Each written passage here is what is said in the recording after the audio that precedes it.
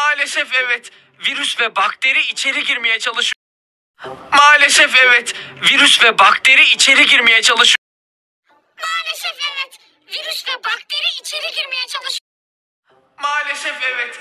Virüs ve bakteri içeri girmeye çalışıyor. Maalesef evet.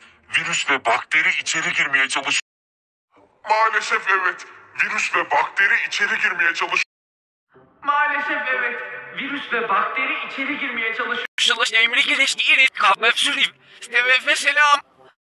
Şalaş emri geliştiğiniz kahve süreyim. Ve selam. Maalesef evet.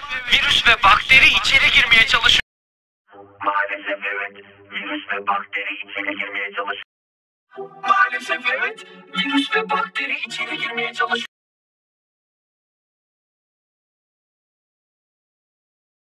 Maalesef evet. Virüs ve bakteri içeri girmeye çalışıyor.